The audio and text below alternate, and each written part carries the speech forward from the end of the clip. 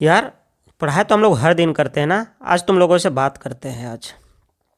तो तुम लोग, जो लोग बहुत दिन से पढ़ाई कर रहे होगे या जो बहुत दिन से तैयारी कर रहे होगे, बहुत बार खुद में डाउट होने लगा होगा यार तुम लोगों को कि यार पता नहीं मेरे से होगा या नहीं होगा, हम कर पाएंगे या नहीं कर पाएंगे। बहुत बार खुद तुम्हारे पेरेंट्स सपोर्ट नहीं कर रहे होंगे, बोल रहे होंगे कि छोड़ दो, दूसरा चीज़ कर लो। बहुत बार तुम्हारे फ्रेंड्स बोलते होंगे कि यार नहीं होगा तुमसे, बेकार का छोड़ दो, इतना लोग का तो हो ही नहीं रहा, तुम्हारा कैसे हो जाएगा। तो बहुत बार मन छोटा हो जाता होगा, मन उदास हो जाता होगा, पढ़ने का मन नहीं करता होगा। तो भाई मेरे या बहन मेरे, सिर्फ तुम लोग नहीं हो यार जिसके लाइफ में ये सब चीज़ चल रहा है, सबके लाइफ में ये चीज़ चल रहा है। तो और साथ ही साथ जब सोशल मीडिया पे देखते होगे कि कोई कहीं और घूम रहा है, किसी का गर्लफ्रेंड के साथ कोई घूम रहा है, कोई बॉयफ्रेंड के साथ घूम रहा है, कोई रेस्टोरेंट का फ़ोटो डाल रहा है, कोई बार का फ़ोटो डाल रहा है, कोई नाच रहा है, कोई गा रहा है, तो ये सब देख करके भी ना मन बड़ा उदास हो जाता होगा यार, है ना। बिल्कुल मेरा भी होता था। लेकिन भाई लोग इतना याद रखो ना, या मेरी बहन लोग, कि ये सब सिर्फ और सिर्फ दिखावा है यार। ऐसे लोगों की लाइफ में कोई अपना बोलने वाला कोई नहीं है, ठीक है। ये लोग सिर्फ दिखावा कर रहे हैं, और तुमको, हमको, जो लोग हम लोग अंदर से कमज़ोर हैं ना, ऐसे लोगों को ये लोग इनसिक्योर कर रहा है। तो ये सारी चीज़ों से उठो मेरे भाइयों और मेरे बहनों, और एक्चुअल जो चीज़ है पढ़ाई है ना, उसमें आगे बढ़ो। क्योंकि अगर ये सारी चीज़ें सोचते रहोगे तो आने वाला कल इससे भी ज़्यादा ख़राब होने वाला है। इसलिए ज़्यादा सोचो मत और लगे रहो।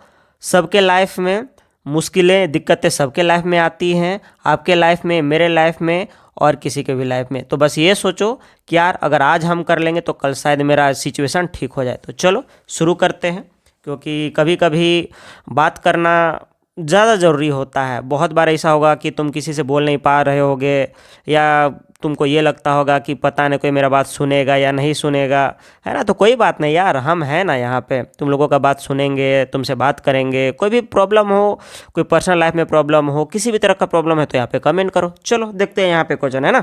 चलो, तो यहाँ पे बोल रहा है कि यूनिफॉर्म सिविल कोड का क्या उद्देश्य है। तो बताओ यार, तुम लोगों को बोले हैं कि जितना भी हम कराए हैं ना उसको देख लो एक बार, ठीक है। इससे क्या होगा कि किस तरह का क्वेश्चन आने वाला आपको आइडिया लग जाएगा। देखो, यूनिफॉर्म सिविल कोड फिर से एक बार दे दिया ना, तो क्या बताया था यहाँ पे, equal rights across all religion. देख रहे हो ना, सिंपल सा क्वेश्चन है। तो जो कराए हैं तुम लोगों को यहाँ पे एनालिसिस, उसी में से बहुत सारा, अभी तक तो हम देखें 30-40 को क्वेश्चन ऐसा ही आ गया है, सिर्फ और सिर्फ एनालिसिस से जो एक्स्ट्रा पॉइंट बताया वहाँ से। इसलिए देखो, मेरे पे बिलीव करो भाई लोग, और खुद पे बिलीव करो, और सिर्फ रिवीजन करते रहो और पढ़ते रहो। अब एग्जाम में भी ज़्यादा टाइम नहीं रह गया एमटीएस में, क्योंकि हमको लग रहा है या कहीं कहीं इसी तरह से इन्फॉर्मेशन मिल रहा है कि 27 तारीख से एग्जाम स्टार्ट हो जाने वाला है, जनवरी से, ठीक है। चलो, तो बचा चुके थे क्या होगा यहाँ पे, यूनिफॉर्म जो सिविल कोड होता है यूसीसी, वो इक्वल राइट्स देता है और रिलीजन को। मतलब भाई आपको शादी ब्याह करना है तो भी उसके लिए, आपको तलाक लेना उसके लिए, आपको गोद लेना बच्चा उसके लिए, सबके लिए एक ही कानून हो।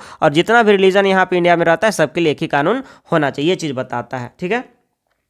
और बात करते हैं यहाँ पे कि इक्वल राइट्स, ये कहाँ पे आर्टिकल है ना, आर्टिकल है ये 44 है। और ग्राम पंचायत,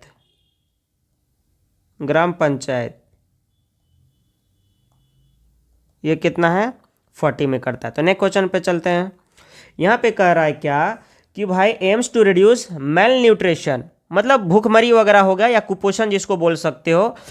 तो बच्चों में कुपोषण को कम करने के लिए, और गर्भवती महिलाओं और स्तनपान, मतलब जो ब्रेस्ट फीडिंग कराती है हमारी माताएं, उनके परिणामों को सुधारने के लिए क्या चीज़ लाया गया है। सिंपल सा बात बोल रहा है कि भाई न्यूट्रिशनल लेवल को इम्प्रूव करने के लिए, खास करके चिल्ड्रेन, प्रेग्नेंट वुमन में, और जो लैक्टिंग जो मदर्स होती हैं, लैक्टेटिंग जो मदर्स होती हैं, उनमें न्यूट्रिशनल को इम्प्रूव करने के लिए क्या लाया गया था। तो एक बार देख लेते हैं, मिड डे मील। तो भाई ये नहीं होने वाला, क्योंकि ये आपको बताया था मैंने कि ये क्या है, ये स्कूल में होता है, ये है ना, ये स्कूल में होता है ये। और स्टूडेंट को क्या आता है, इसमें खाना दिया जाता है। क्या आता है इसमें, खाना दिया जाता है, फूड। ये भी है लेकिन इसमें सिर्फ स्टूडेंट्स के लिए है ना, वो लैक्टेटिंग मदर तो इसमें आएंगे नहीं, तो ये नहीं होगा। अब यहाँ पे देखते हैं प्रधानमंत्री फसल बीमा योजना, तो ये वाला भी नहीं होगा। क्यों नहीं होगा, क्योंकि भाई इसमें हमारा जो फार्मर्स होते हैं उनके लिए है। ये क्या होता है, ये फार्मर्स के लिए, या किसान हमारे भाइयों और जो किसान भाई और बहन उनके लिए है कि भाई आप लोग क्या करो, यहाँ पे इंश्योरेंस करा लो आप, है ना। जो आपके फसल हैं उनको क्या करा लो आप, इंश्योरेंस करा लो या बीमा करा लो, किसका, फसल का, है ना। जो भी आपके बाढ़ हो गए, सूखा हो गया या कोई भी और कैलेमिटी हो गया उससे, तो पोषण अभियान तो क्या हो जाएगा हमारा, बिल्कुल ये पोषण अभियान होने वाला है ना। पोषण से रिलेटेड कुछ कर सकते हैं, और मातृ वंदना योजना ये नहीं होने वाला, ये चीज़ को याद रखोगे भाई लोग, ठीक है। चलो, तो पोषण अभियान है, ये चीज़ को याद रखोगे। अब बात करते हैं यहाँ पे कि ये स्टार्ट कब हुआ था। ये हुआ था 2018 में हुआ था। उसके बाद में बात करें यहाँ पे, तो यहाँ पे मिड डे मील ये बहुत पहले स्टार्ट हुआ था ना, ये हुआ था 1995 में। एक बार क्वेश्चन आया था एग्जाम में कि बताओ सबसे पहला स्टेट जो मिड डे मील को लागू करने वाला कौन सा स्टेट था, तो वो था तमिलनाडु। वो कौन सा था भाई, वो तमिलनाडु था, जो 1965 में ही है ना। 1965 में ये क्या किया था, इसको ले आया था, जो कि बहुत पहले, और उसके बाद में धीरे धीरे हर एक स्टेट में क्या हुआ, ये फैल गया था। ये चीज़ याद रखना आप लोग, ठीक है। 1960s में या 1960s में आप आसपास याद रखना ना, ये काम आ जाएगा, ठीक है। उसके बाद में यहाँ पे नेक्स्ट क्वेश्चन पे, नेक्स्ट स्लाइड लेते हैं। यहाँ पे बात करते हैं कुछ कुछ और चीज़ का। जैसे यहाँ पे हमारा था मातृ, है ना, अरे यार चल जा, मातृ वंदना योजना क्या है, मातृ वंदना योजना, योजना बोले तो स्कीम, ये चीज़ है। उसके बाद में है पीएम फसल योजना, पीएम फसल बीमा योजना, बीमा योजना, ये चीज़ है। उसके बाद में है पीएम किसान सम्मान निधि योजना, किसान सम्मान निधि योजना। सबका नाम सेम ही होगा, बस यहाँ पे स्कीम लगा दो इंग्लिश मीडियम वालों के लिए, और किसान सम्मान निधि स्कीम, ये चीज़ है, ठीक है। अब बात करते हैं मातृ वंदना कब स्टार्ट हुआ था। तो ये एक्चुअली में जो गर्भवती हमारी हो गई ना, जो मदर वगैरह हो गई, जो गर्भवती बोले तो प्रेग्नेंट हो गई, प्लस जो मिल्क फीडिंग करा रही है, जो मिल्क फीडिंग यानी कि ब्रेस्ट फीडिंग, जो मिल्क फीडिंग आप कर सकते हो, मिल्क फीडिंग उनके लिए लाया गया था, यानी कि स्तनपान कराने वाली हमारी माता और बहनों के लिए लाया गया था, है ना, उनके लिए लाया गया था। और ये कब, जब उनके बच्चे है ना, जो उनका चाइल्ड जब बोर्न हो जाए, उनका चाइल्ड जब बोर्न हो जाए और वो जीवित हो, है ना, जीवित बच्चे के लिए, जीवित बच्चे के लिए लाया गया था, जिसमें उनको कितना भाई, 5,000 रुपया उनको दिया जाना था, ये मातृ वंदना योजना के लिए। इसलिए ये सारी चीज़ें बता रहे हैं भाई लोग, क्योंकि एडिक्विटी है ना, बहुत ज़्यादा स्कीम से क्वेश्चन पूछ रहा है, वो नहीं देख रहा है कि कौन नया है या पुराना, बस इतना जान लो कि वो बस पूछ रहा है, तो पूछ रहा बिना सर पैर का। फसल बीमा योजना जो आया था, इसमें बताए कि बाढ़ है ना, सूखा, सूखा प्लस बाढ़ से फसल को बचाने के लिए, जिस तरह से हम लोग लाइफ इंश्योरेंस लेते हैं ना, उसीलिए क्या था, ये फसल का लाइफ इंश्योरेंस था। ये क्या था, यह फसल का लाइफ इंश्योरेंस, याद रखोगे, है ना, मतलब फसल का बीमा, फसल बीमा था ये चीज़ को याद रखोगे, है ना। और ये आया था 2016 में। ये कब आया था, 2016 में, ये चीज़ को याद रखोगे। वंदना योजना शायद ये 2018 आसपास में आया था, इसका 2017 में आया था, है ना, 2017 में आया था, ठीक है। फसल 2016 में आया था। और किसान सम्मान निधि योजना 2019 में आया था, जिसमें फार्मर्स को क्या था, ये किसान को 6,000 रुपये, है ना, साल में, यानी कि एक ईयर में दिया जा रहा था। अभी 4 मंथ में, ठीक है, कितना का, 4 मंथ में दिया जा रहा था, 2,000 रुपया दिया जा रहा था, ठीक है। कितना भाई लोग, 4 मंथ में 2, और इस तरह से करके 2 + 2 + 2 जब आप करोगे तब जा करके आपको 6,000 रुपया कितना में हो जाएगा, 12 मंथ में हो जाएगा, 12 महीना में हो जाएगा, ठीक है, याद रखोगे। नए क्वेश्चन पे चलते हैं। हमारा यह क्वेश्चन है कि किस राष्ट्र पहल के उद्देश्य मधुमेह और उच्च रक्तचाप जैसी गैर संचारी बीमारियां का मतलब होता है भाई, जो लोग स्प्रेड नहीं होता है ना, जो क्या नहीं होता, जो स्प्रेड नहीं होता, जो फैलता नहीं है ना, जो फैलता नहीं है छूने छाने से या किसी भी तरह से। तो वही बोल रहा है कि कौन सा इनिशिएटिव लाया गया जिसका एम्स था prevent and control non communicable diseases, मतलब ऐसा डिजीज जो फैलता नहीं है, जैसे डायबिटीज़ हो गया और हाइपरटेंशन। अगर किसी को डायबिटीज़ है तो हम में नहीं आ सकता है ना, किसी का हाई ब्लड प्रेशर तो हम में नहीं आ सकता है, ठीक है। तो वो देखते हैं। तो ये जो मिशन इंद्रधनुष था ना, ये नहीं था, ये था हमारा वैक्सीनेशन से था, ठीक है, नेशनल डिजिटल हेल्थ मिशन, ठीक है। तो ये भी नहीं होगा, ठीक है, ये भी नहीं होगा। तो NPCDCA मतलब national programme for prevention and control of cancer, diabetes, cardiovascular disease and stroke. तो डायरेक्ट आंसर हमको दिख रहा था, तो यही हो जाएगा हमारा आंसर। आयुष्मान भारत ये भी नहीं होगा, क्यों? क्योंकि ये 5 लाख रुपया तक का कवर देता है ना, 5 लाख तक का कहता है कवरेज देता है, ये आप लोग जान रहे होंगे, ठीक है। अब बात करते हैं ये इंद्रधनुष, ठीक है, नेक्स्ट चलते हैं। हाँ, अब बात करते हैं जो मिशन इंद्रधनुष था इसको लेकर के, ठीक है। तो अभी बताया कि वैक्सीनेशन मतलब टीकाकरण को लेकर के था, है ना। तो मिशन इंद्रधनुष, मिशन इंद्रधनुष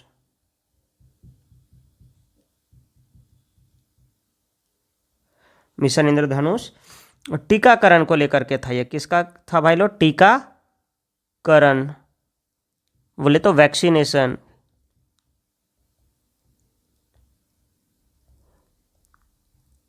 वैक्सीनेशन को लेकर के था। और उसमें भी इसको लाया गया था 2014 में लाया गया था इसको, है ना, 2014 में लाया गया था। और इसमें भी खास करके जो 7 तरह का डिजीज है ना, 7 तरह का बीमारी, 7 बीमारी के लिए लाया गया था, है ना। और जो खास करके जो हमारे बच्चे थे और जो प्रेग्नेंट वुमन थी उनको, क्योंकि देखो यार हम आदमियों के लिए बहुत ज़्यादा स्कीम नहीं आती है ना, हम लोगों के लिए बहुत ज़्यादा कोई इज्जत सम्मान की बात होती नहीं है। तो जनरली बच्चों और बूढ़ों और महिलाओं को सारी चीज़ें मिलती हैं। तो इसे याद रख सकते हो कि बच्चों के लिए होती है ये, खास करके ये बच्चों प्लस गर्भवती, गर्भवती महिलाओं के लिए, मतलब चाइल्ड प्लस हो जाएगा प्रेग्नेंट वुमन,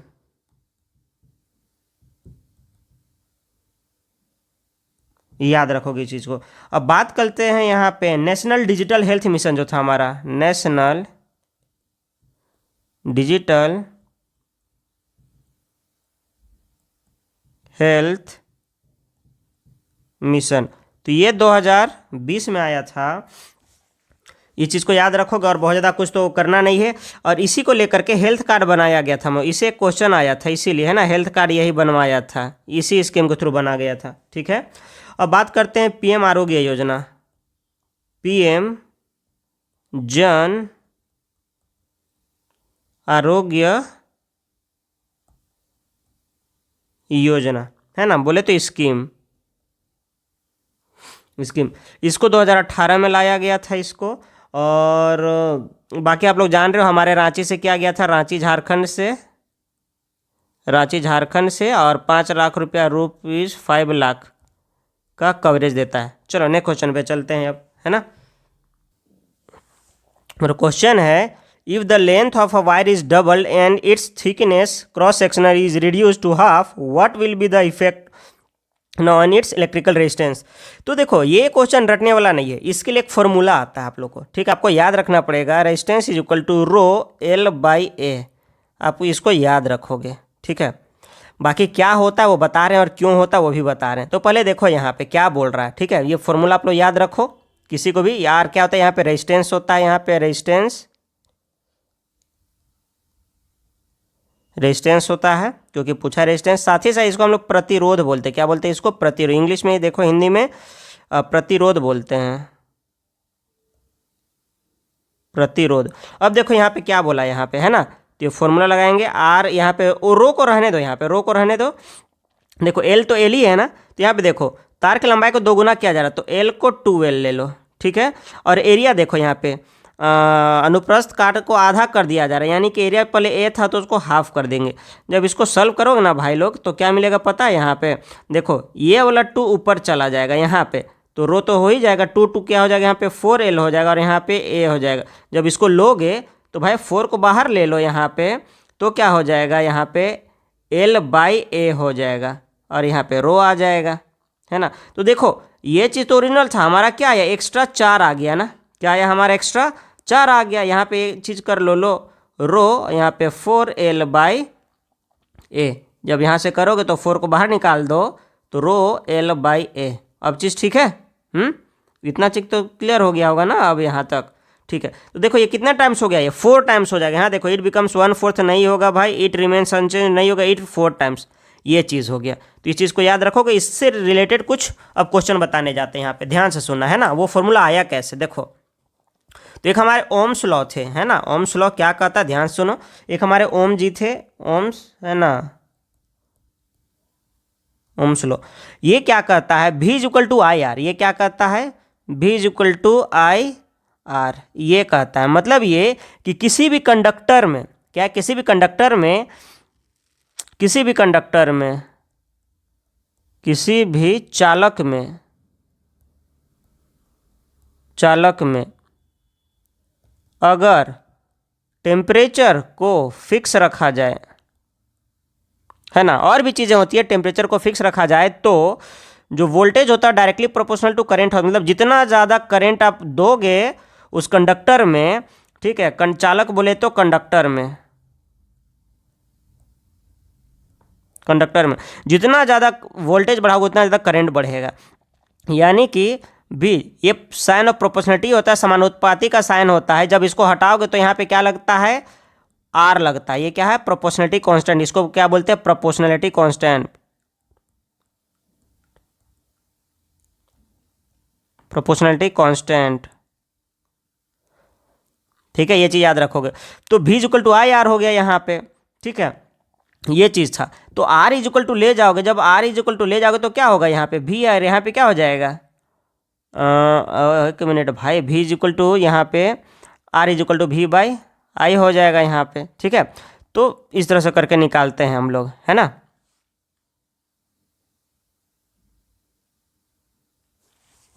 तो रेजिस्टेंस वगैरह यहाँ से भी हम लोग निकाल सकते हैं, ये चीज़ याद रखोगे। और साथ ही साथ में ये जो R equal to rho L by A, ये देखो क्या होगा, यानी कि L को जितना ज़्यादा L को बढ़ाओगे, L को बढ़ाने से हमारा रेजिस्टेंस क्या हो जाएगा, देखो डायरेक्टली प्रोपोर्शनल है ना। L को बढ़ाएंगे तो हमारा रेजिस्टेंस क्या होता चला जाएगा, बढ़ता चला जाता है। क्यों, उसका रीज़न है यहाँ पे देखो, क्योंकि ये चीज़ है ना, यहाँ पे इतना लेंथ का है। अगर मान लो यहाँ पे इतना छोटा छोटा पार्टिकल सब यहाँ पे पड़ा हुआ है, ठीक है, ये इतना पड़ा हुआ, यहाँ से करंट फ्लो हो रहा है यहाँ से, तो सोच इतना सारा पार्टिकल्स उसको टकरा करके जाना पड़ेगा। तो जितना ज़्यादा लेंथ को बढ़ाओगे उतना ज़्यादा क्या बढ़ जाएगा, रेजिस्टेंस बढ़ जाएगा, ठीक है। अगर मान लो यहाँ से क्रॉस सेक्शन को कम कर दे, जैसे ये था, इसको हम इतना बड़ा बना दे, है ना, इतना ही बड़ा बना दे, तो इतना सारा पार्टिकल है भाई, अभी भी टकराएगा। तो अब भी जब यहाँ से करंट जाएगा, फ्लो करेगा, जब इलेक्ट्रॉन फ्लो करेगा तो टकराएगा अब भी, लेकिन भाई वो बस इतना ही दूर के लिए टकराएगा, उसके बाद वो उधर आराम से निकल जाएगा। इसीलिए जब भी लेंथ को बढ़ाते हैं तो हमारा जो रेजिस्टेंस वो बढ़ जाता है, और जब भी हम लोग एरिया को क्या करते हैं, बढ़ाते हैं, तो हमारा रेजिस्टेंस क्या हो जाता है, वो घट जाता है बहुत ज़्यादा। क्यों, क्योंकि भाई यहाँ पे देख सकते हो घटने का रीज़न क्या है, क्योंकि भाई वो ज़्यादा एरिया मिल गया ना, वो फटाक से यहाँ से सब कूद के निकल जाएगा जितना इलेक्ट्रॉन है वो सब। तो इलेक्ट्रॉन क्या होता है यहाँ पे, अरे फ्लो ऑफ इलेक्ट्रॉन को इलेक्ट्रिक करंट बोलते हैं, flow of electric current, flow of electric current, है ना। तो इलेक्ट्रॉन क्या होता है, इलेक्ट्रॉन जो तुम्हारा है, फ्लो ऑफ इलेक्ट्रिक करंट ही, मतलब ये बोल सकते हो ना कि इलेक्ट्रॉन का फ्लो ही इलेक्ट्रिक करंट बनाता है, ठीक है, इलेक्ट्रॉन, ठीक है, यहाँ पे तो फ्लो ऑफ इलेक्ट्रिक करंट, ठीक है। ये चीज़ को ध्यान देना, सिंपल सी बात है भाई कि चार्ज, अगर यहाँ पे चार्ज है, ये सब चार्ज है, तो ये अगर इस तरह से करके फ्लो कर रहा है तो इलेक्ट्रिक करंट को क्या करेगा, प्रोड्यूस करेगा। ये सिंपल सा बात है। फ्लो ऑफ ये चीज़, चलो इसको यहाँ पे छोड़ देते हैं यहाँ पे, ठीक है। फ्लो ऑफ इलेक्ट्रॉन को क्या बोलते हैं, इलेक्ट्रिक करंट बोलते हैं, इलेक्ट्रिक करंट। चलो कोई दिक्कत है यहाँ तक नहीं, तो ये फॉर्मूला डायरेक्ट याद रख लेना। बहुत बड़ा इशू नहीं। V equal to I R कैसे होता है वो बता दिया। जो वोल्टेज होता है हमारा करंट के डायरेक्टली प्रोपोर्शनल होता है, तो वहाँ पे प्रोपोर्शनलिटी का साइन हटाने के लिए वहाँ पे R डालते हैं, तो जिससे हमारा क्या होता है, रेजिस्टेंस का फॉर्मूला V बाई आई हो जाता है ना। कभी निकालें तो वोल्टेज और करंट, तो वहाँ से हम लोग रेजिस्टेंस निकाल सकते हैं। बाकी रेजिस्टेंस निकालने का एक और होता है यहाँ पे, ये बताता है कि किस किस फैक्टर पे वो क्या करता है, डिपेंड करता है। देख लो यहाँ पे रो मतलब जो कंडक्टर होता है, चालक होता है, उसके लेंथ पे डिपेंड करता है, और उसके किस पे डिपेंड करता है, एरिया पे डिपेंड करता है। नेक्स्ट पेज में लिख ही देते हैं यार इसको। लो यहाँ पे अब बात करते हैं फैक्टर्स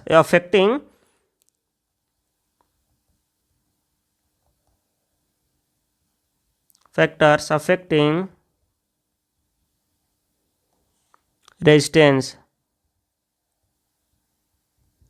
ठीक है, फैक्टर्स अफेक्टिंग रेजिस्टेंस। तो याद रखोगे भाई, लेंथ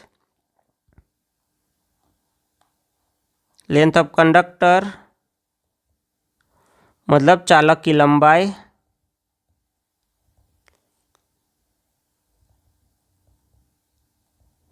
याद रखोगे। उसके बाद में एरिया, है ना। तो यहाँ पे क्या हो जाएगा, अनुप्रस्थ काट, किसका, चालक का। एरिया ऑफ क्रॉस सेक्शन जिसको बोलते हैं इंग्लिश में, एरिया ऑफ क्रॉस सेक्शन। ठीक है, ये चीज़ को याद रखोगे। नेक्स्ट क्वेश्चन पे चलते हैं। बोल क्या रहा हमारा यहाँ पे, the government of India introduce the fiscal responsibility and, देखो FRBM बताए थे ना, FRBM का फुल फॉर्म होता है फिस्कल रेस्पॉन्सिबिलिटी बजट मैनेजमेंट। देखो यहाँ पे दे दिया, यहाँ पे क्या था उसको भाई देखते हैं। तो पब्लिक डेट नहीं था ये, एग्रीकल्चरल सब्सिडीज नहीं था ये, फॉरेन एक्सचेंज रेट नहीं था, कि मुद्दे को अच्छा कम करने के लिए। बिल्कुल बिल्कुल बिल्कुल, यहाँ पे गड़बड़ हो गया भाई यहाँ पे। तो ये भाई हट जा। हाँ, तो हमारा क्या हो जाएगा, यहाँ पे हो जाएगा ये जो पब्लिक डेट्स था उसको कम करने के लिए। मतलब जो भी भाई कर्जा वगैरह हो जाता था बहुत ज़्यादा, घाटा में कब जाएगा, जब आप किसी से उधार लेंगे तब जाएंगे। तो बस वही चीज़ था, उसी को तो भारत सरकार ने राजकोष से घाटे और पब्लिक डेट को कम करने के लिए FRBM एक्ट लाया था, 2003 में लाया था। तो बहुत बार FRBM का फुल फॉर्म पूछ लिया जाता है और बात उससे क्वेश्चन दे दिया था, तो बस इसका यही हो जाएगा आंसर, है ना। ये 2003 में आया था। ये कब आया था, ये 2003 में आया था। ये चीज़ को याद रख लेना भाई लोग, ठीक है। और तो कुछ इसमें है नहीं। नेक्स्ट क्वेश्चन पे चलते हैं। हमारा क्वेश्चन क्या है, which of the following is the primary cause of the rain shadow effect in western Ghats. तो देखो शैडो ये क्या होता है ना, रेन शैडो इफेक्ट। चलो यहाँ पे देख लो भाई लोग, मान लो ये भाई ये क्या है, ये हमारा ये पहाड़ है ये, ठीक है। यहाँ से मान लो इस तरह से करके हवा उस तरह जा रहा है, और यहाँ पे इस तरह से करके बादल है, ठीक है, इस तरह से करके बादल है। तो होगा क्या कि जैसे इसे चढ़ते, इसमें तो वाटर ड्रॉपलेट्स है ना, हाँ पानी की वाष्प है यहाँ पे। तो क्या होगा, जैसे जैसे ऊपर चलते भारी होते चला जाएगा, है ना। क्या होते जाएगा, यहाँ पे भारी होते चला जाएगा, बोले तो हैवी होते चला जाएगा, है ना। हैवी होता चला जाएगा, यहाँ पे और ज़्यादा हैवी हो जाएगा यहाँ पे आकर के। तो यहाँ से क्या होगा, वो रेनफॉल यहाँ से वो करना स्टार्ट कर देगा। और लेकिन जब इधर इधर क्या होगा, बहुत कम, इधर छोटा सा मान लो बादल इधर आ पाए, जब खाली हो गया तब, और थोड़ा थोड़ा से यहाँ पे रेनफॉल हो रहा है। तो इस तरफ वाला जो रीजन होता है ना, इसको हम लोग बोलते हैं विंडवर्ड साइड। क्या बोलते हैं इसको, windward side, windward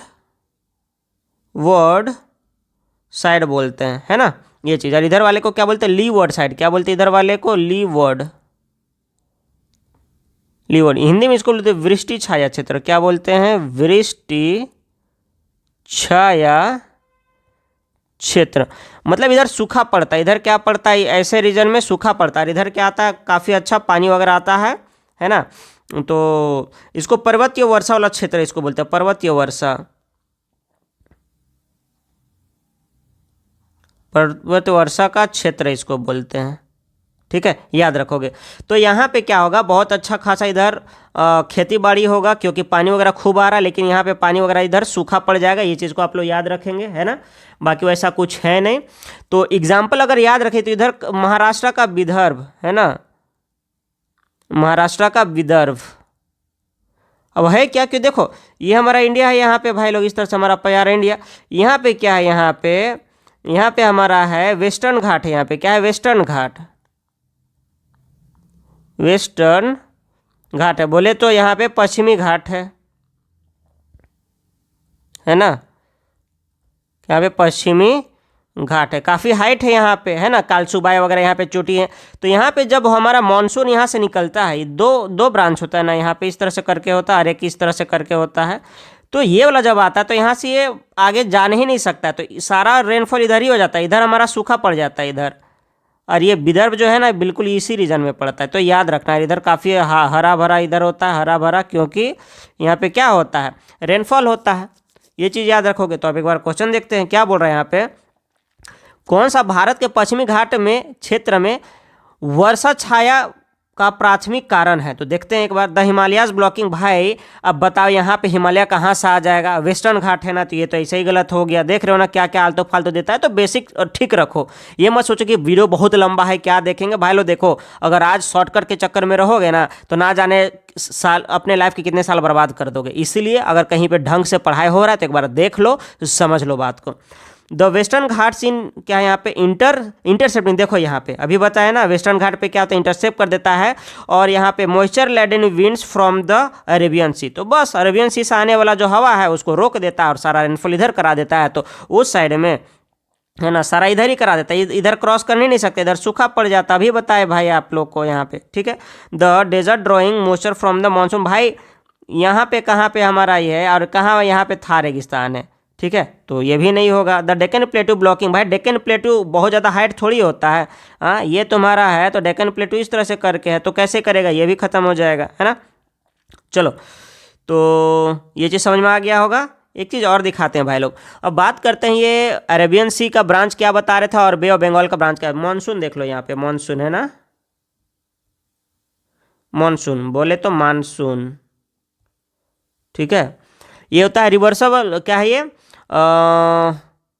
reversal of winds को बोलते हैं। क्या बोलते हैं, रिवर्सल ऑफ विंड्स को बोलते हैं, रिवर्सल ऑफ विंड होता है ये। एग्जाम में क्वेश्चन पूछा हुआ है एक्चुअली मानसून क्या होता है ये, ठीक है। देखो तो ये हमारा क्या है, प्यारा भारत है। और यहाँ से क्या होता है, मान लो मानसून आ रहा है ना, यहाँ से हटवे, हाँ यहाँ से मानसून आ रहा है तो एक ब्रांच इस तरह से करके निकल जाता है, दूसरा ब्रांच इस तरह से करके निकल जाता है। याद रखोगे भाई लोग, ठीक है, इस तरह से करके याद रखोगे। तो ये तो हमारा ईस्ट होता है, ये तो वेस्ट होता है, ठीक है, याद रखोगे। सॉरी ईस्ट हो गया तो ये वेस्ट ना हो गया ये, और ये क्या हो जाएगा, ये ऊपर वाला नॉर्थ हो जाएगा तो ये वाला साउथ हो जाएगा। इस चीज़ को याद रखोगे भाई लोग, ये नॉर्थ हो जाएगा भाई लिखा जाए, ये वेस्ट हो जाएगा, ईस्ट हो जाएगा। तो इस तरह से करके ध्यान दो अब, ठीक है। तो ये वाला जो रीजन होता है, ये वाला रीजन है ना, इसको कौन सा ब्रांच बोला जाता है, इसको मानसून का हमारा, इसको बोलते हैं साउथ वेस्ट ब्रांच। क्या बोलते हैं इसको, south west branch, south west branch बोलते हैं इसको। क्या बोलते हैं इसको, बोलते हैं साउथ ईस्ट ब्रांच। क्या बोलते हैं इसको, साउथ ईस्ट ब्रांच बोलते। किसका, मानसून का, है ना, मानसून का। तो इसको क्या बोलते हैं, दक्षिणी पश्चिमी मानसून, दक्षिणी पश्चिमी मानसून, ये जी याद रखोगे। इसको क्या बोलते हैं, इसको पूर्वी पश्चिमी, इसको क्या बोलते हैं, दक्षिणी पश्चिमी हो गया ना। हाँ दक्षिणी पश्चिमी ये हो गया तुम्हारा क्या, साउथ ईस्टर्न मानसून है ना। साउथ ईस्ट मानसून बोले तो इसको हिंदी में क्या बोलेंगे भाई लोग, दक्षिणी पूर्वी, है ना, दक्षिणी पूर्वी। क्या बोलेंगे इसको, दक्षिणी पूर्वी मानसून, दक्षिणी पूर्वी, है ना, दक्षिणी पूर्वी मानसून का ब्रांच याद रखोगे। ये होता है तुम्हारा अरेबियन सी में। ये कहाँ से आता है, अरेबियन सी में,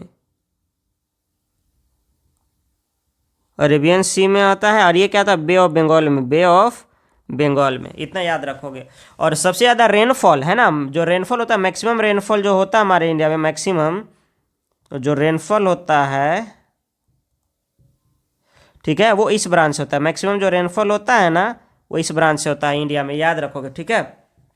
तो यही वाला पार्ट जब आता है यहाँ से, है ना, तो ये वेस्टर्न घाट से टकरा जाता है और इस साइड में क्या होता है, सूखा वगैरह पड़ जाता है। यही क्वेश्चन हमारा पूछ रहा था। नेक्स्ट क्वेश्चन में चलते हैं। देखो यहाँ पे क्वेश्चन क्या करा, भारत में लिंग अनुपात पुरुषों पर महिलाओं को, देखो पीछे कुछ और दिया हुआ था वहाँ पे एक्सप्लेन किए थे, ये वाला क्वेश्चन यहाँ पे बन रहा था। तो देखो ये भी नहीं होगा, ये भी नहीं होगा, ये भी नहीं होगा, ये भी नहीं होगा। क्यों नहीं होगा, क्योंकि भाई हमारा एक मिनट भाई, क्वेश्चन हम गलत पढ़ लिए यहाँ पे, ठीक है, छोड़ो। इसका क्वेश्चन देखो यहाँ पे क्या बोल रहा है। सो भारत में लिंग अनुपात प्रति देश पुरुषों पर महिलाओं की संख्या, तो भाई 1000 पुरुषों पर क्या है, 1000 पुरुषों पर होता है। 1000 पुरुष पर कितना क्या है, मेल है, और कितना क्या है, फीमेल है, इसी को लेकर के होता है। ठीक है, तो भारत में लिंग अनुपात प्रति 1000 पुरुषों पर महिलाओं की संख्या को दर्शाता है।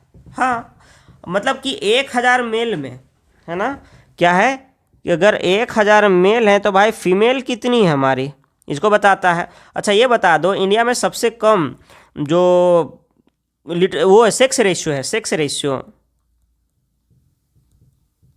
रेशियो बोले तो यहाँ पे क्या बोलते हैं इसको हिंदी में, पता नहीं भाई, क्या याद नहीं आ रहा है।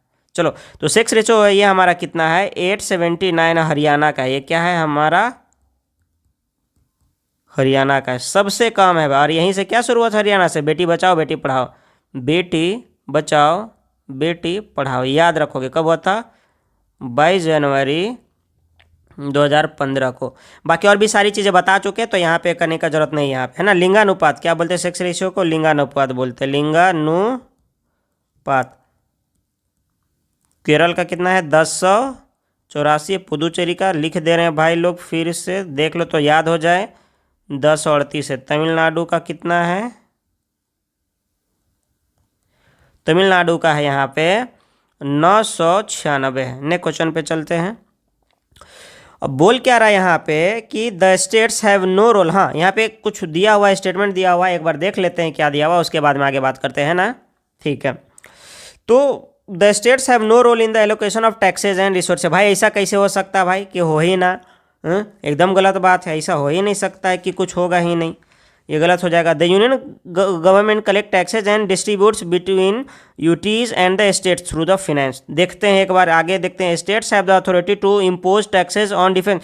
भाई कभी भी डिफेंस, करेंसी, ये सब का बात नहीं होता, ये हमेशा यूनियन लिस्ट का काम है, ये हमारा यूनियन लिस्ट का मामला है, यूनियन लिस्ट, है ना। और यूनियन लिस्ट में हमेशा किसका होता है, सेंट्रल, जो सेंट्रल गवर्नमेंट होता है उसका काम होता है ये, तो ये तो ऐसा ही नहीं होने वाला ना। ना देखो ये कैसे हो जाएगा, तो स्टेट्स हैव नो, तो ये गलत, तो हमारा ये हो जाएगा, है ना। याद रखोगे, बहुत सिंपल सा चीज़ है, काफ़ी वो चीज़ है। तो अब बात करते हैं कुछ एक्स्ट्रा, है ना। तो फिनेंस का बात है, तो फिनेंस कमीशन, है ना। फिनेंस कमीशन में हमारा क्या है, एक कॉन्स्टिट्यूशनल बॉडीज़ है, पहले आपको बता चुके थे ना। ये फिनेंस कमीशन, अरे भाई लिखा जाए यार, फिनेंस कमीशन ये क्या हमारा कॉन्स्टिट्यूशनल बॉडी है,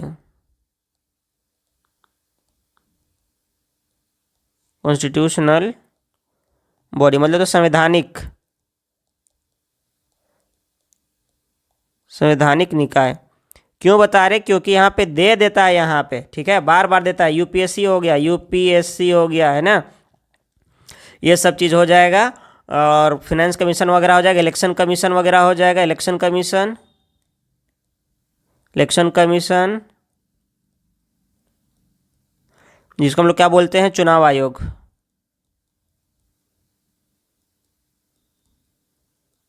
याद रखोगे, ठीक है। फिनेंस कमीशन का आर्टिकल कौन सा बोलता है भाई, आर्टिकल बोलता है ये 280 है, इस चीज़ को याद रखोगे। और बाकी वैसा कुछ है नहीं। नेक्स्ट क्वेश्चन पे चलते हैं। क्या बोल रहे हैं, मीन कैंप, है ना। अगर याद है तो अच्छी बात है, नहीं याद है तो मत माना ऐसे क्वेश्चन को। इसका आंसर होने वाला हिटलर, है ना, ये जिसका दाढ़ी इस तरह से करके नहीं था, मुँह में इस तरह से करके लगा हुआ, यही था। बाकी इन सारे लोगों की क्या होता है, कभी बुक मैंने देखा नहीं है, तो छोड़ दो इन सारी चीज़ों को, ठीक है। नेक्स्ट क्वेश्चन पे चलते हैं। गांधार की बोधिसत्व मूर्तियाँ किस कलात्मक, और भाई इतना बार इन सारी चीज़ों इतना डिटेल में पीछे बताए हैं, अगर आपने पीछे का वीडियो नहीं देखा तो अब जा करके देखो, आपको सारी चीज़ें समझ में आए। देखो, मुगल के टाइम से कोई लेना देना नहीं है भाई, है ना, पर्शियन से कोई लेना देना, राजपूत से, तो ये ग्रीक का बात करता है, आपको पहले ही बता चुके हैं यहाँ पे, है ना। तो यहाँ और बताने की ज़रूरत नहीं है, ठीक है। तो नेक्स्ट क्वेश्चन पे चलते हैं।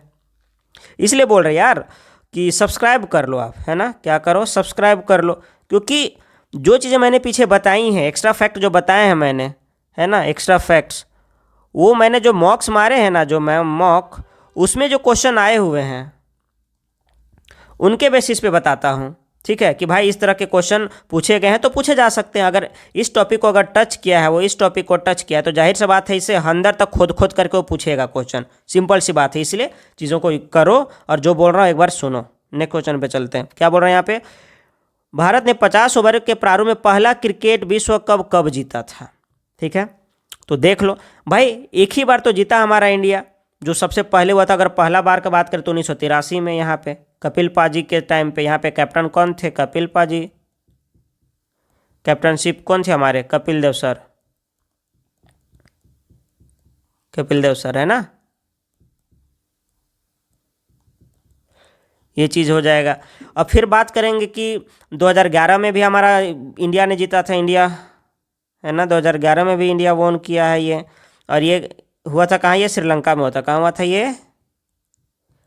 श्रीलंका में हुआ था। ये याद रखना, हमारा इंडिया वोन किया है, श्रीलंका को हराया है। ठीक है, ये चीज़ को याद रखेंगे आप लोग, है ना। और श्रीलंका को हराया था, श्रीलंका में हुआ था। और एक और हमारा है 2023 भी, यानी कि इंडिया में जो मैच हुए हैं अब तक वो 3 बार, सॉरी मतलब इंडिया में तो खैर 3 बार हुए हैं। एक बार 1987 में हुआ था, 1996 में हुआ था, 2011 में हुआ था और 2023 में हुआ था। ये चीज़ को याद रखोगे, है ना। इंडिया होस्ट कब कब किया है इस मैच को, है ना। तो इतने बार हमारे इंडिया ने होस्ट किया है। बाकी हमारे इंडिया ने 2 बार जीता है। कब जीता है भाई? एक बार 1983 में जब कपिल देव ने क्या किया था? कैप्टनशिप किया था। और एक बार 2011 में जब कैप्टन हमारे कौन थे? कैप्टन, इसके कैप्टन बता दें भाई, हमारे धोनी सर थे। कौन थे? धोनी थे यहाँ पे। ठीक है, इस चीज़ को याद रखोगे। तो एक स्लाइड लेते हैं यहाँ पे, है ना। तो कब कब इंडिया ने किया था वो तो मैंने आपको बता ही दिया। ठीक है, तो किसके किसके हेल्प से हुआ था वो एक बार देख लो। अब 1987 है ना, 1996, 2011 और 2023। 1987 क्या था? भारत और पाक ने, भारत प्लस नापाक, पाक ने। 1996 ने भारत प्लस पाकिस्तान प्लस श्रीलंका। ठीक है, और इसमें फिर भारत था हमारा प्लस श्रीलंका था हमारा। ठीक है, प्लस में क्या था? बांग्लादेश था। कौन था? बांग्लादेश। आजकल बहुत ज़्यादा ये लोग मारपीट पे उतर आया है ना। 2023 में अकेले भारत ने किया था, ये क्वेश्चन पूछा गया है ना। अकेले भारत ने किया था होस्ट, है ना। यहाँ पे वर्ल्ड कप है ये हमारा, hosted by India, hosted by India. और ये मत सोचना कि कुछ भी लिख दिए यहाँ पे, नहीं भाई लोग, ये हमारा क्या होता है, एग्जाम में आया हुआ है, पूछा हुआ है। आप लोग मॉक मारो, आपको समझ में आ जाएगा, ज़्यादा नहीं बोलेंगे यहाँ पे। और 2031 में होने वाला है हमारा, उसको भारत प्लस वही बांग्लादेश, ये दोनों मिल के करने वाला है वर्ल्ड कप को। ठीक है, चलो नेक्स्ट क्वेश्चन पे चलते हैं। ब्रिक्स का मुख्यालय कहाँ है? तो भाई ब्रिक्स का मुख्यालय थोड़ी होगा, हाँ। ब्रिक्स कोई ऑफिस थोड़ी है, ये तो ग्रुप ऑफ कंट्रीज है, हाँ। ग्रुप ऑफ कंट्रीज है ये, मतलब क्या है? देशों का समूह है।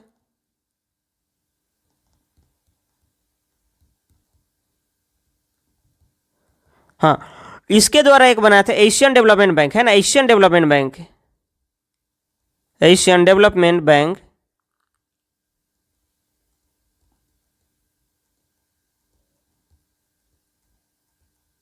उसका हेडक्वार्टर है संघाई में। कहाँ पे है? संघाई में। इसका कोई नहीं है, ये नहीं होगा, है ना। ये चीज़ याद रखोगे, ठीक है।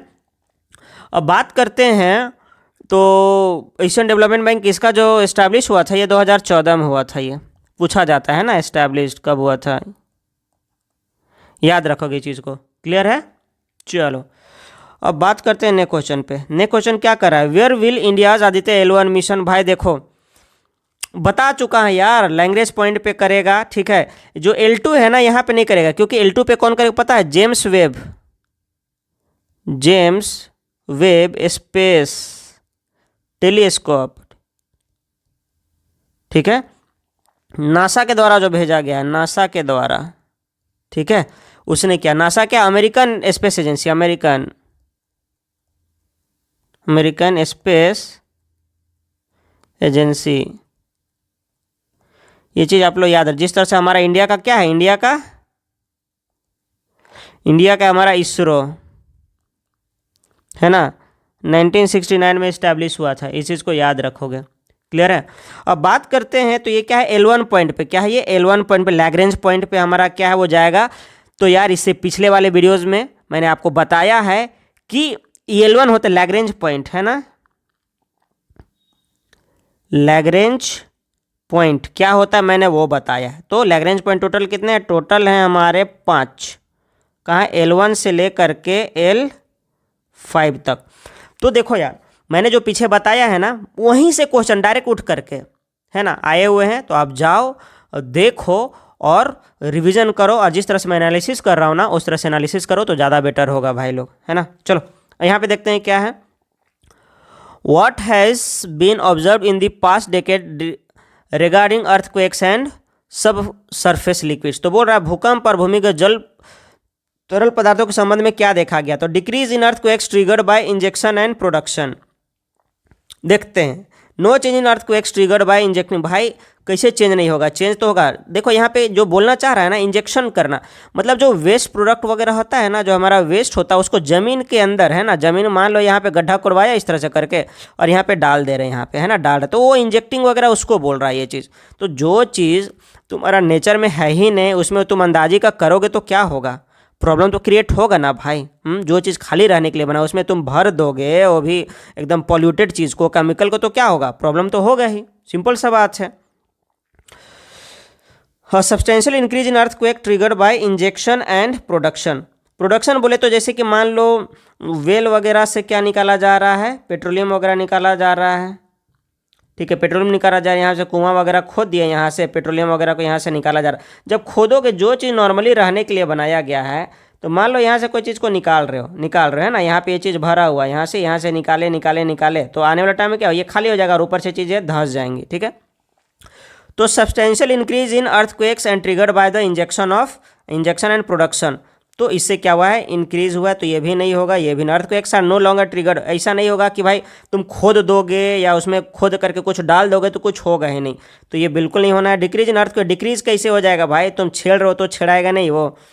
चलो यहाँ पे समझो क्या चीज़ें बोलना चाह रहा है, ठीक है, ध्यान से देख लो, क्योंकि ये सब ऐसा चीज़ है कि शायद समझ आओगे तो इस रिलेटेड और क्वेश्चन बना पाओगे, है ना। देखो यहाँ पे क्या है, मान लो ये अर्थ सरफेस है ना, और यहाँ पे क्या है, यहाँ पे कोई चीज़ इस तरह से पेट्रोलियम है, यहाँ पे क्या है, पेट्रोलियम है यहाँ पे, ये चीज़ को याद रखना। मान लो इतना सारा जगह में वो भरा पड़ा हुआ है ना, इतना सारा जगह में क्या क्या हुआ है, वो भरा पड़ा। यहाँ से ड्रिल किया आदमी, लालची आदमी सब हम लोग, है ना, ड्रिल किया, और यहाँ से क्या होगा, यहाँ से सारा चीज़ जितना भी ऑयल वगैरह है, जितना भी गैसेज है, सबको निकाल दिया। आफ्टर सम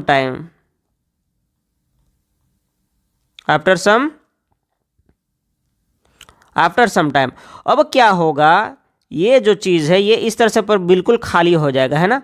अब बताओ भाई, ये खाली हो गया तो ऊपर से जो प्रेशर पड़ रहा था वो क्या होगा, इस पे लग जाएगा, और इस तरह से करके आगे इस तरह से करके तुम्हारा धंस जाएगा।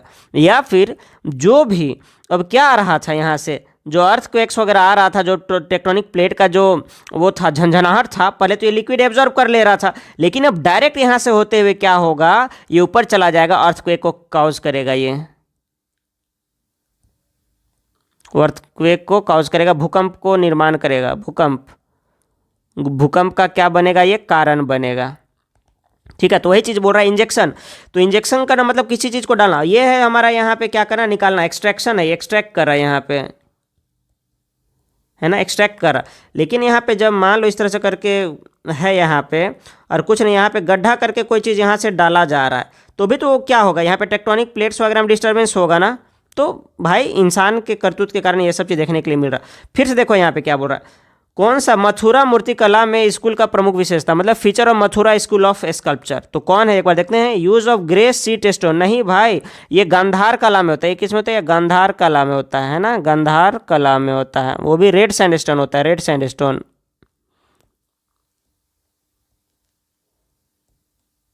बता चुके, बलुआ पत्थर जिसको बोलते हैं ना, क्या बोलते हैं इसको, बलुआ पत्थर,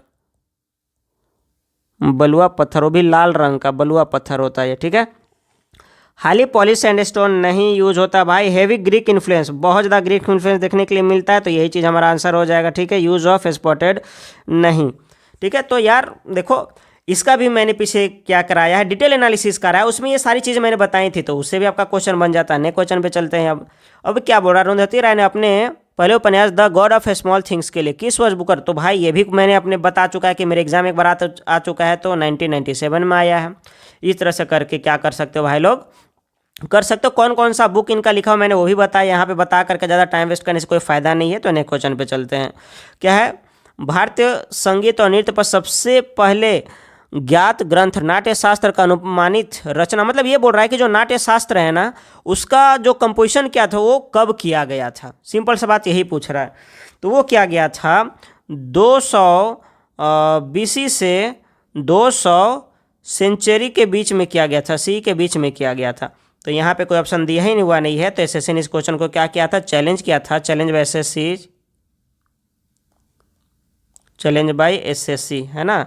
और सबको मार्क्स मिल गए थे, तो ये याद रखोगे 200 BC से 200 सेंचुरी के बीच में हुआ था।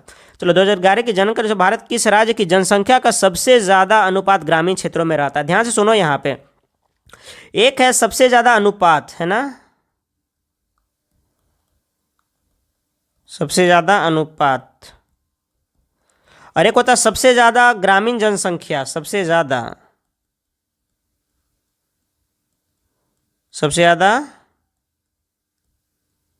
ग्रामीण जनसंख्या,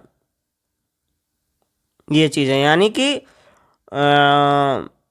रूरल पॉपुलेशन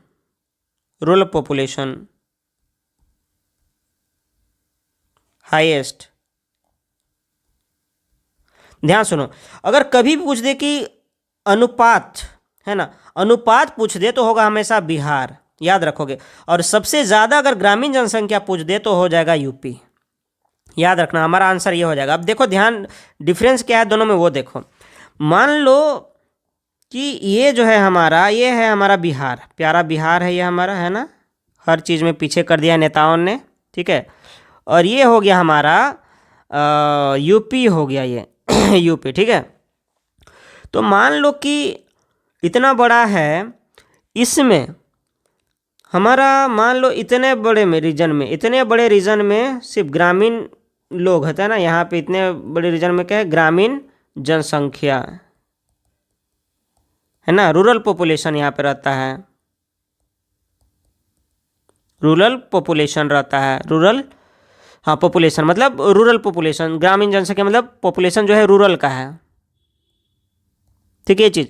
लेकिन मान लो ये चीज़, यानी कि अगर एग्जाम्पल में लें तो अगर 100 लोग हैं तो भाई 100 लोग क्या हो गया यहाँ पे, ये 90 लोग गांव में रहता है यहाँ पे, है ना, 90 लोग क्या रहता है, 100 में से 100 टोटल है ये, 100 में से 90 लोग क्या यहाँ रहता है भाई लोग, हमारा गांव में रहता है, इतना चीज़ याद रखोगे। लेकिन यहाँ पे मान लो कि यहाँ पे 1000 लोग हैं, यहाँ पे कितना लोग है, यहाँ पे मान लो कि ये 1000 लोग है टोटल जो पॉपुलेशन है हमारा, टोटल पॉपुलेशन 1000 है। 1000 में मान लो कि यहाँ पे 200 ही गांव में रहता है, 200 क्या रहता है, गांव में रहता है, ग्राम मतलब गांव में रहता है या विलेज में रहता है, विलेज में रहता है। तो ये बता दो, यहाँ पे सोचो 100 में से 90 लोग गांव में रह रहा है, यहाँ पे 500 में से या फिर 1000 में से 200 रह रहा है, तो यहाँ का पॉपुलेशन जब निकालोगे यहाँ का रेशियो तो यहाँ का ज़्यादा आएगा ना भाई। 100 में से 90 लोग रह रहा है गांव में और यहाँ पे 500 में से सिर्फ और सिर्फ 200 लोग रह रहा है। तो उस तरह से कभी भी अगर रेशियो का बात किया जाए, अनुपात का बात किया जाए, अनुपात का, तो अनुपात में पूछेगा तो हमेशा बिहार आएगा। और अगर जनसंख्या पूछा जाए, जनसंख्या, तो हमेशा क्या आ जाएगा, ये यूपी आ जाएगा। नेक्स्ट क्वेश्चन पे चलते हैं। कह क्या रहा है यहाँ पे, 1951 में प्रथम एशियाई खेलों की मेजबानी किसने, भाई देखो ये क्वेश्चन पूछा भी नहीं था, और जब हम कराए थे तो क्या आपको बताए थे भाई, इससे रिलेटेड एक्स्ट्रा फैक्ट आप जान लो, आपको पूछा जाएगा। देखो यहाँ पे नई दिल्ली में हुआ था, जब पहला बार ही हुआ था, उद्घाटन ही कहाँ हुआ था हमारा, नई दिल्ली में हुआ था, देख रहे हो ना। तो ये फ़ायदा होता है जब आप लोग अच्छे से एनालिसिस करते हैं या फिर अच्छे से चीज़ों को पढ़ते हैं, अच्छे से चीज़ों को देखते हैं, तब जा करके। क्लियर है। तो नई दिल्ली में हुआ था, तो 1951 में नई दिल्ली में हुआ था और 1982 में। और यहाँ पे अप्पू हाथी, कौन था भाई, अप्पू हाथी को क्या बनाया गया था? शुभंकर बनाया गया था, शुभंकर, भयंकर नहीं, शुभंकर बोले तो मैस्कट। याद रखोगे। क्लियर है यहाँ तक? कोई दिक्कत यहाँ पे नहीं है। नेक्स्ट क्वेश्चन पे चलते हैं। क्या बोल रहा है? हरिजन संघ की स्थापना किसने और की थी? और ये बोला था कि शास्त्र अस्पृश्यता अनटचेबिलिटी को स्वीकार नहीं करते हैं और यदि करते तो उनकी अवहेलना की जानी चाहिए। तो ये भाई आप लोग पढ़े होंगे, तो जो हमारे गांधी जी थे वो इस वर्ड को बहुत ज़्यादा यूज़ करते थे। इसके लिए कोई बेसिक तो है नहीं, करते तो भाई करते थे, बहुत बड़ा इशू है नहीं, है ना। रविन्द्रनाथ टैगोर ने 1913 में इनको क्या मिला था? नोबेल प्राइज़ मिला था। क्या मिला था भाई लोग? नोबेल प्राइज़ मिला था गीतांजलि के लिए। किसके लिए? गीतांजलि एक बुक था इनको, है ना। बुक था किसके लिए? बांग्ला में लिखा था। किस में लिखा था? बांग्ला। तो फर्स्ट इंडियन तो छोड़ो, फर्स्ट एशियन थे जिनको मिला था, है ना। गोपाल कृष्ण गोखले, ये नहीं होगा। ज्योतिबा फुले, ये भी नहीं है। चलो नेक्स्ट क्वेश्चन भी देखते हैं। महात्मा गांधी ने रॉलेट एक्ट के विरुद्ध अभियान का आह्वान क्यों किया था? तो रॉलेट एक्ट क्या था? इसको ब्लैक एक्ट बुलाया जाता था। क्या बोला था इसको? ब्लैक। क्यों? क्योंकि भाई यहाँ पे जो भी लोग, है ना, यहाँ पे लोगों को बिना किसी रीज़न बताए हुए ऐसे ही उठा करके क्या कर दिया जाता था? डिटेंशन कर लिया जाता था। बिना किसी ट्रायल का लोगों को जेल में डाल देने का क्या है, ऐसा कानून लाया था, जिसको लेकर के बहुत सारे लोग क्या कर रहे थे? हमारे विरोध कर रहे थे। उसी के विरोध में, है ना, महात्मा गांधी ने क्या किया था? एक वो अभियान चलाया था, ठीक है, उसको लेकर के था। तो आप लोग याद रखेंगे, during non cooperation movement thousands of Indian were kept in jail. तो बिल्कुल, तो हमारा क्या था? यही था। और देख लेते हैं ब्रिटिश क्या है यहाँ पे? सेंसर जो प्रेस एंड परमिटेड डिटेंशन। हाँ ये देखो डिटेंशन, ये भी था, लेकिन उतना ज़्यादा रीजन नहीं था। Were kept in jail, jail में तो हमेशा से रखा, लेकिन यहाँ पे विदाउट ट्रायल। ये देखो विदाउट ट्रायल, मतलब भाई प्रूफ भी हुआ कि नहीं, गिल्टी हुआ या नहीं हुआ, छोड़ दो भाई, तुम डालो इसको, डायरेक्ट सीधा डालो, हमारे यहाँ ऐसे आता है ये बोल करके। क्लियर है? ये चीज़ को याद रखोगे। बाकी जलियांवाला बाग मैसाकर में तो हुआ ही हुआ था भाई, सैकड़ों लोग मारे गए थे, जो कि 13 अप्रैल 1919 को हुआ था। इस चीज़ को याद रखोगे। और सर सिडनी रॉलेट जो था वही रॉलेट एक्ट को लाया था, है ना। चलो ये चीज़ को याद रखोगे भाई लोग, है ना। चलो नेक्स्ट क्वेश्चन पे चलते हैं। अब क्या है? क्वाड में कौन सा देश? तो भाई ये याद रखना पड़ेगा, है ना। इसको याद रखोगे। क्या क्या बता दे? SAARC.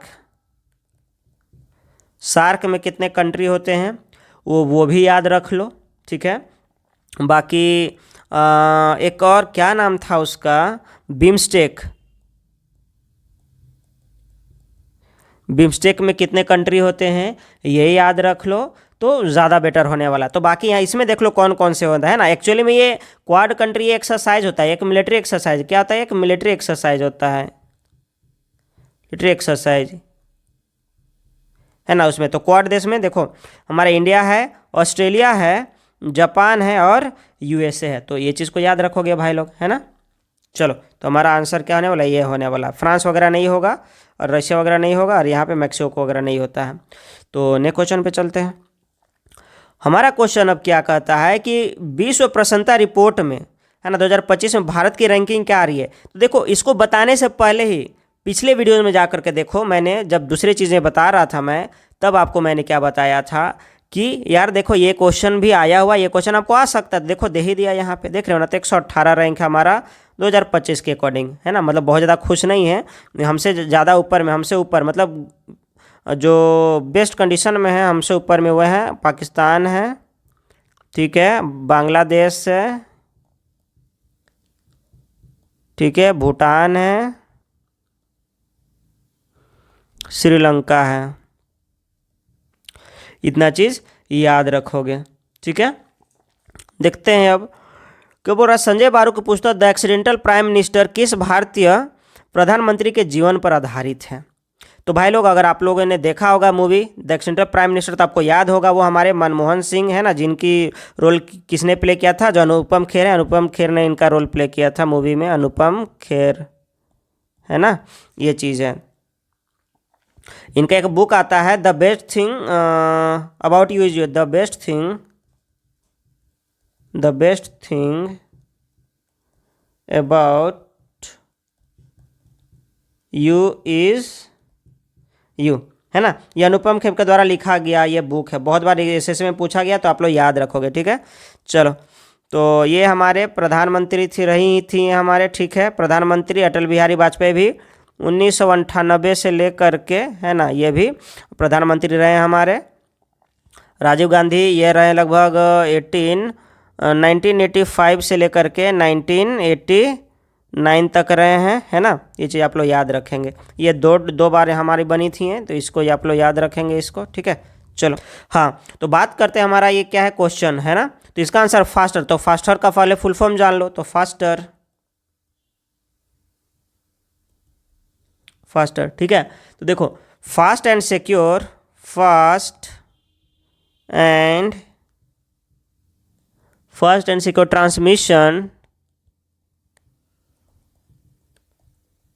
Transmission of electronic records, ये चीज़ फुल फॉर्म आप लोग याद रख लेना। तो यहीं से अगर फुल फॉर्म याद रखोगे तो यहीं से क्वेश्चन बन जाने वाला यार। तो देखो यहाँ पे फॉरेस्ट एंड सॉइल, ये नहीं होना। Fast and court order transmission, बिल्कुल यही हो जाएगा, ये नहीं होगा और ये भी नहीं होगा। तो इस तरह से जो हमारा ये 25 क्वेश्चन होता है ये कंप्लीट हो गया है। और भाई लोग सब्सक्राइब नहीं किए हो तो सब्सक्राइब कर लो, और बहन लोग मेरी, क्योंकि ये और 2-3 वीडियो के बाद में ख़त्म हो जाएगा। उसके बाद में हम लाने वाले हैं जो CHSL का हुआ है, CHSL का और स्टेनो का 12th लेवल का हुआ है, उसको लाने वाले हैं, ठीक है। चलो मिलते हैं फिर से नेक्स्ट वीडियो में।